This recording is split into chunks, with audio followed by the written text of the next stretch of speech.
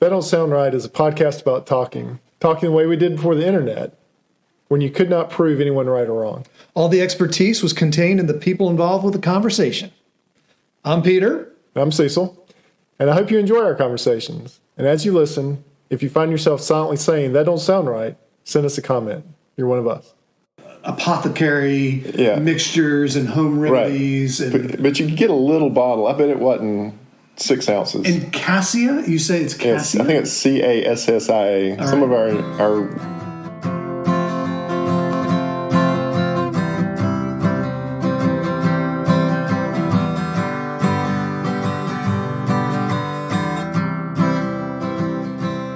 Welcome back to another episode of That Don't Sound Right, a podcast about talking. We're your co-hosts. I'm Peter Billman. Hey, and I'm Cecil Davis. And we're just trying to have a conversation without Google or fact-checking online. Those things can easily kill the conversation. You've probably been in a situation where you're talking with a friend and a question comes up. And instead of hammering it out, you just immediately Google it. You look up, you get the answer, off you go. And then what do you talk about? We did this ourselves the other day. We did. We had the word alimentary. We need to come out and confess this. And we had to know what it was pretty quickly because we were getting ready to go live on the air. But we could have talked about that for a good 20 minutes. The word alimentary, because it was in Dave's letter to us. Yeah. He was talking about our alimentary education. Yeah, and we killed the conversation by Googling. We immediately Googled, what's that word mean? Right. Then it was over. But we could have spent 20 minutes, breaking the word down, especially the ALI part. Right. I don't think we would have gotten there. I think we would have had the wrong answer. And then we would have gotten another letter from Dave. But see, that's the thing. Yeah. The conversation keeps going. I wonder where we would have ended up. In terms of the definition of alimentary? Yeah. See, we missed out on a golden opportunity. Well, I have a feeling, I have no idea what you're about to lay on me today. Right. But I have a feeling that we're going to keep going. Well, this actually pertains. Well, it's not alimentary. No, but you're going to tell me something that I don't think we're going to know It does affect your gastrointestinal tract. Here we go. So, did you have like an underground economy when you were in junior high? So for me, junior high was, they don't call it junior high anymore. No, they call it middle school. Middle school. So when I grew up... what was your junior high? So for me, junior high was 7th, 8th, and 9th. Yeah, me too. At a separate school. Yep. And then you went to high school, 10th, 11th, 12th. We called it senior high. Yeah, exactly. And so now I think it's middle school, which is 6th, 7th, 8th. Yeah. And then high school is 9th through 12th. That's right. In fact, while I was in high school, they moved the 9th graders up. Oh, really? Yeah, that change happened in Cary. Yeah. Okay. Yeah. But before that, I went to a junior high. Right. And so you had an underground economy sometimes of things that people would sell, not illicit things. Okay. But like somebody might have a bubble gum business where they go and buy a bunch of bubble gum and then they come to school and sell it in the morning. Right. Or maybe they have a bunch of pencils and they're selling pencils to people. Yes. I think my kids, at least my oldest son, had that going on in elementary school. Yeah.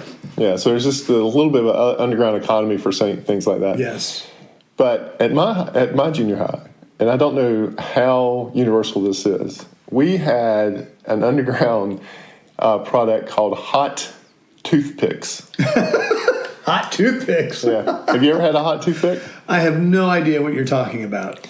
So hot toothpicks were something that was created. And so you would have to go to a pharmacy back then.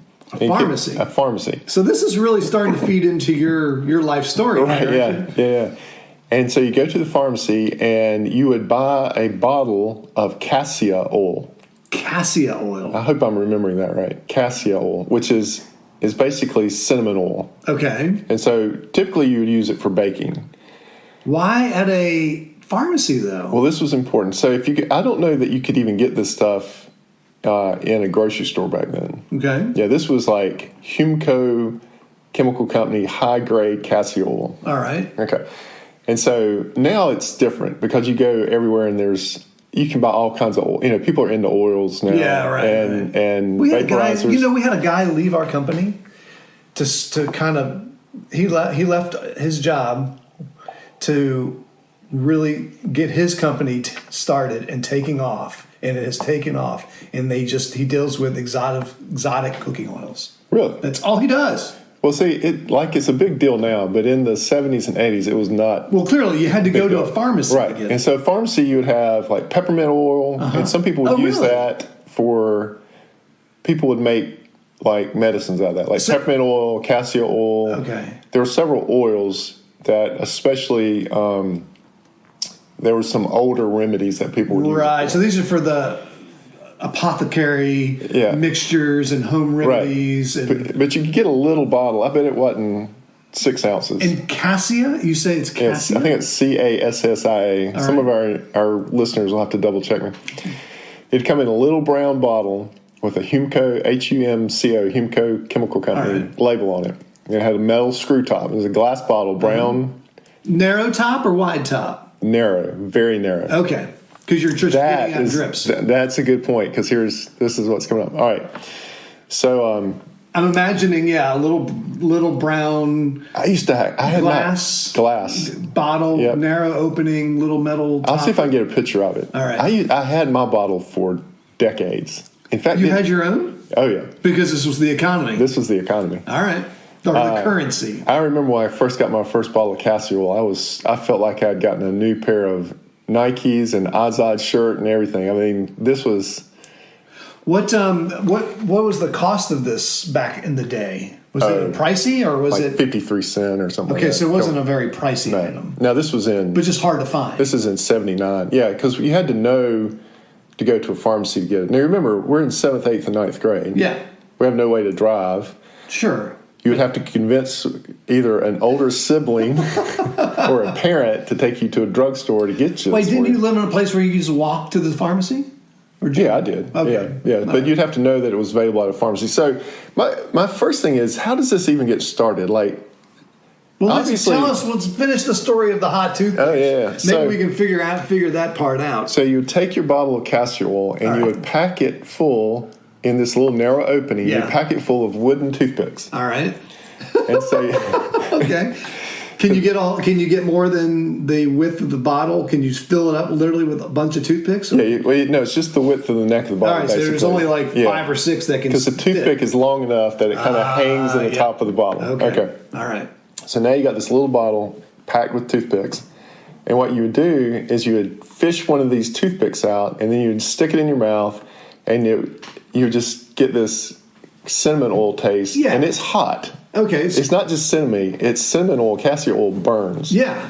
I mean, kind of like a Red Hot, right? It's like a Red Hot. Red Hot's burn. Yeah, it's Red Hot. And so... they're good. They're great. So it's like a Red Hot toothpick.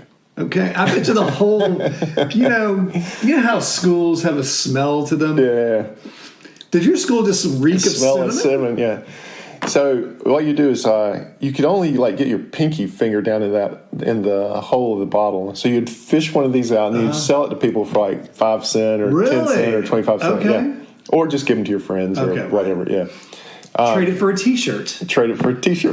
Which, by the way, we're going to talk about an advertiser this week. You want to do that this second? So we have someone wants to advertise with us. Wonderfully Made Designs. We'll give you a little more detail at the end of the show. But Casey, welcome, and we will give your details at the end. And she does T-shirt designs, and is going to be the first, that don't sound right, advertiser. So anyways, you'd have this bottle, and what eventually happened is that they got outlawed at school. Like the teachers, there were starting to be toothpicks everywhere, and like you said, there's this cinnamon smell. Kids are getting in fights over them. Really? Yeah, and so people would steal your bottle. Oh. So then it had to go a little further underground. What? So then what you would do is you would take the toothpicks, you'd soak them for whatever. Right. And, if you could find one that had been soaked like for months, that was a premium toothpick. That's gold. Yeah. They were almost translucent at that point. Oh, man. In fact, when I found my castor oil bottle one time, I had toothpicks in there for years. Did you try one? No. They were beautiful. So then you had to take the toothpicks out of your bottle, and you would put them in a little piece of tinfoil and seal them up so that you could carry them around in your pocket a little more discreetly than having this big, this brown bottle, amber bottle. So the bottle is big enough that if you stuck it in your pocket, people would notice. And it was glass, and it's just there's probably broken Cassia bottles everywhere. So now you have these little packs of tinfoil with these hot toothpicks that you would sell to friends. There cannot be anything more unsanitary than what we were doing. Fishing this stuff out. That's okay. But you thought we learned that COVID that we should stop doing stuff. We're still doing stuff like that. So then, when we went further underground, I did that one time. I made some hot toothpicks, put them in pieces. Hot toothpicks. Good grief. Put them in my little tinfoil pack, put them in my pants pocket. And they leaked. Nice. They leaked down my leg. Woo! Does it burn? It burns. Oh! Cassia oil is caustic. So then I had It's caustic? Yeah. Is it acidic? It's when you say more, caustic, it's more like it's going to burn. It's more like on the Scoville scale, I think. Heat scale. All right. Yeah, and so it burns though. Ooh. Like it leaves a chemical burn, a mild chemical burn. So I had to spend all day in school. At first I couldn't figure out why my leg was on fire, and then I realized what was happening. I didn't want to throw my pack of hot toothpicks away because it takes so much to make them. It's money right there. Yeah, that's money. And then, but my leg was on fire too, and I couldn't. So I had to spend all day with just this burn going down my leg. So that's my hot toothpick story from junior high. Right. Yeah. But so what was the highest price for these toothpicks? What were some of the higher pricing? Well, if you had one that had been aged, you could get 25 cents for a hot toothpick. But it had to be a reputable dealer that you knew had aged it for. So where were you in the hierarchy of dealers? Oh, I was way down the list. I was happy though because I had gotten my bottle. But my question is how does this get started? It must be from an older sibling who did it and tells a younger kid about it. Because who comes up with this on their own? Like either somebody's parents did it, or like who came up with hot toothpicks? Well, it may have started at an apothecary. It may have started that these hot toothpicks were actually a thing for some kind of remedy. I don't know. You would stick them in your mouth and... Yeah, what would happen when you stick them in your mouth? So you get the similar thing, but if you held it in the corner of your mouth like you normally do, the corner of your mouth would start to burn. Yeah. I mean, this castor oil is not... You're supposed to use just mere drops. Yeah. In a cooking recipe or to a flavor. And we're just soaking our toothpicks in these. I mean, did you get any kind of effect out of it? Mm-mm. Other than just did it light you up a little bit. So what about... think about putting toothpicks in other chemicals. To get some kind of drug-induced effect. Oh, yeah. I mean, we had like silver nitrate 6 in the pharmacy that you would treat mouth ulcers with. Okay. And yeah, I mean, that may be that. Maybe there was a legitimate purpose for it. That'd be my guess, is that there was a real purpose for it, and then someone got a hold of it. Kids thought it was pretty cool. Right. Especially the burning. I mean, what else could you eat, drink, or smoke at the time that would give you that burning sensation? Right. Probably alcohol is probably the closest, right? Yeah. Or a red hot. Or red hot. Yeah. Yeah, I don't know. But red hot, that's not contraband. No. And it's funny because somebody got a hold of a bottle of peppermint oil and tried the same things. And the peppermint toothpicks were not as popular. Oh, yeah. That's like...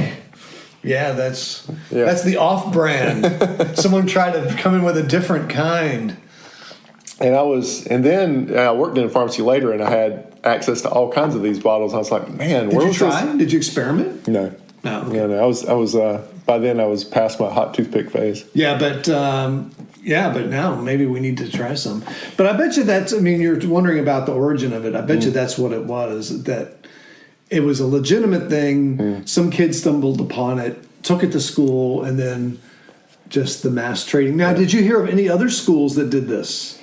I don't know. That's why I'm curious to put it out here into the That Don't Sound Right family, just to see if anybody did it. If this was just like a West Cary phenomenon, or if it was a larger thing. I bet it's a larger thing. You think it's a larger thing? Oh, yeah. But you said you didn't have hot toothpicks. I've never heard of this. Yeah. Which is, I continue to say that don't sound right about the hot toothpicks. But y'all had... I'd be surprised if it was beyond West Cary. Yeah, this was... It didn't go into high school. It was only junior high. It was only junior high. If you pulled out hot toothpicks in high school, I think you would have been frowned upon. Like, right. It wouldn't have been as cool as it was in junior high. You might be coming out with a flask if you're in high school. Right. If you want to be cool, you come out with a flask. It's funny. I don't remember that big of a... I wasn't in the party scene, but like all this kind of illicit stuff that happens now I think was starting in the 80s. Yeah. And of course, I was extremely naive. So, it could have been going full steam ahead. You and me both. Naive and sheltered, maybe? Yeah. Just a little? I was very naive about a lot of this stuff. Right. So, I was selling hot toothpicks. So, obviously, I was not. That's right. It was not one of your. And you weren't even the top tier dealer. I wasn't even a top tier dealer. You really had to be the top tier dealer to be that. In fact, you were leaking everything. Leaking it everywhere. My product control was pretty poor. But in the end, you end up just like sharing them with your friends. The economy collapses pretty quickly. Right, because everyone gets one. Right? Everyone gets supply one. and demand, or everybody gets a bottle. Everyone has their own supply. Yeah. And plus, the novelty wears off. Like fidget spinners. Remember the fidget spinners that came out? Yeah. When they first came out, the ones that had them could sell them. But eventually you saw them, you found them where? At gas stations. I mean, you get them anywhere. That's the same with those little jelly bracelets that came out that were in the shape of animals. Yeah. We bought a ton of those for our girls. I bet you there's one or two laying around the house. And we have a box full of them. There you go. That are worthless. Yeah, that's right. Yeah. Because nobody, it just peaks and goes away. Right. Just like hot sticks. What are they called? Hot toothpicks? Hot toothpicks. If anybody is listening that didn't attend West Cary, we need to know whether you had a hot toothpick subculture in your junior high. I would actually like to hear from someone also from West Cary to see if they participated. Other people. And what was their experience. And now that we say that, I wonder if it even happened over at East Cary. So there's 2 junior highs in my high school, in my hometown. There was Is there East North Cary, and South or just 2? No, just East Cary and West Cary. Okay. So now I'm curious if this happened over at East Cary. Interesting. Did you ever any run-ins with the East Cary folks? Yeah, lots of friends at East Cary. But did you ever sell them hot toothpicks? I don't think I ever took them like to church or to anywhere where the East and West overlapped. Interesting. Yeah. So, the other thing we had talked about before we started on the show was there was the whole culture of pencil fighting, but that was probably, for me, that was junior high too. And you saying it was probably more elementary school. Yeah, for me, that was more elementary school, late elementary school, 5th and 6th grade. That was a whole subculture too, where somebody had the unbeatable pencil. Right. Or technique. There's techniques too. Yeah, I think it's more technique than pencil. Right. I usually break my pencil trying to pull it back or hit the other guy's pencil. So maybe everybody doesn't know what pencil fighting is, but that's where one person holds their pencil horizontally and the other person pulls their pencil back and smacks it and tries to break it. That's right. And we had different things. You could pull back, but you could also hold the tip with your finger and like hit, which there was different rules for different games. Oh, right. Yeah. But there was a whole culture about that, too, about who was... Like, people take their erasers out and flatten the metal piece to make it, particularly, edgy. Right. Yeah. To start slicing it. That's right. That was legal. That was a legal move. That was legal. We had the same issue with marbles when I was in elementary school. We would play marbles. Okay. And that was the teachers hated that because it was a form of gambling. Because if you knocked a marble out of the circle, you got to keep it. Okay. Yeah. And so, obviously people got in arguments about that. There's lots of sad times. Yeah. So, I lost all my marbles. Phrase. That's where But there was a whole thing about that, too, about just this kind of subculture of playing marbles and the whole economy of what marble, cat's eyes were more valuable than this. And so we got marbles, pencil fighting, and hot toothpicks. Maybe there's something else that you encountered when you were in elementary and middle school that kind of formed as a subculture. Right. Let us know what it is. tdsrpodcast@gmail.com. We'd love to hear from you. So probably today the equivalent would be those cards that kids... Pokemon cards? I wonder if Pokemon cards. They're trading them. Oh, there's a big culture on that. I don't think you pay... I don't know if you really pay currency with this. I think it's just trading the cards, card to card. Right. Or I'll give you 2 of mine if you give me that one because I just really need that one.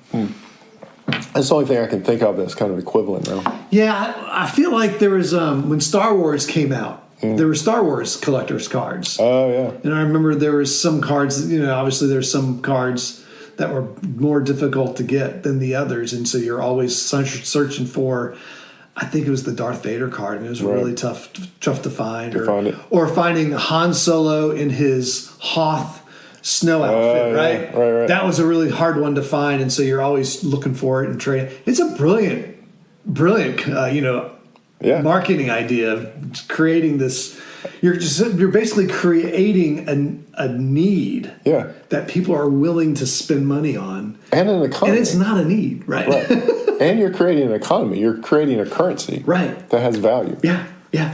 It's great. Only for a minute, and then it goes away. Yeah, it's gone. So.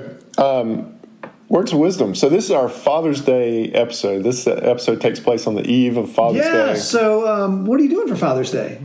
I don't know yet. I think I'm going to go prospecting. Are you really? Yeah. Where? Oh, I ain't telling you. Oh, well, yeah. Claim jumper. No, I don't know where I'm going either. Yeah. I have been looking at maps. Of gold? After last week's episode? Yeah. I found this obscure map in the Ashboro area where they had it was a gold mining company. It was their map of the land, and the map was being mailed back to England because the company is out of England, and they actually had gold veins marked on it. Very fascinating. And I tried to figure out exactly where it was on today's map. I haven't figured it out yet, and I'm sure it's all private land. I can't go there, and it's been mined. But anyway, this is how TDSR will fall apart: is that one of us will find a gold. That's right. Accuse the other one of jumping the claim. Claim jumper. No, but the words of wisdom for Father's Day. I was talking about this the other day with my family.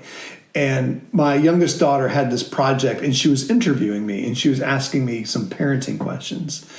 And the one question she asked is there anything you would have done differently in your parenting?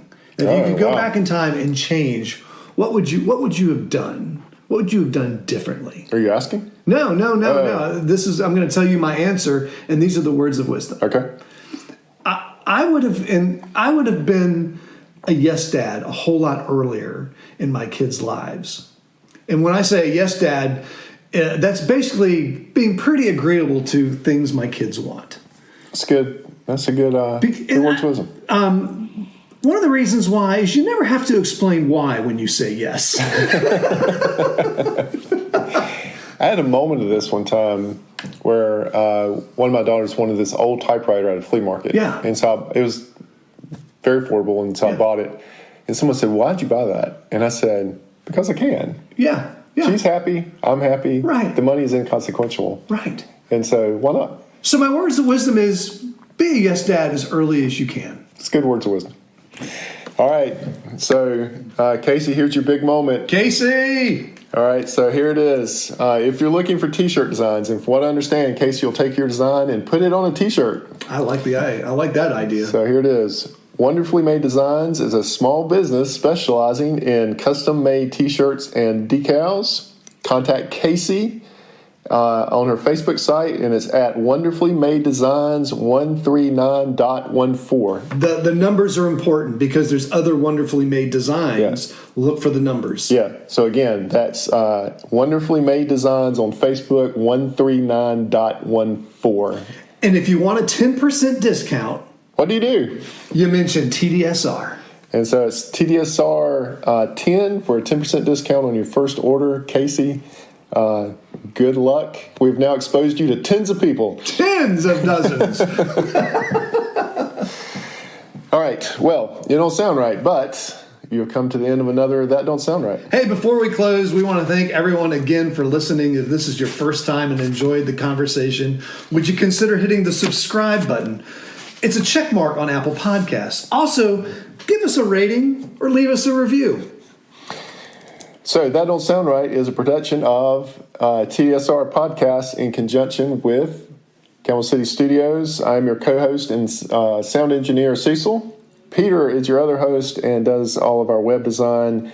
Camille actually made coffee again for the TDSR crew. Yeah, if you heard us slurping, we apologize, but it's really good coffee. Emily is doing our graphic design, and she's actually working on new designs for us. She is. She's going to upgrade some of our logos and some of our banners. You're out of time if you want to buy something for Father's Day. As an experienced father, I accept late gifts. Oh, yeah. So if you want to get something and it's a little late, Father will understand. That's right. Giorgio tests our merchandise. Brent is our brand ambassador. And as always, listener number one is Scott. So until next week, keep talking. And stay curious.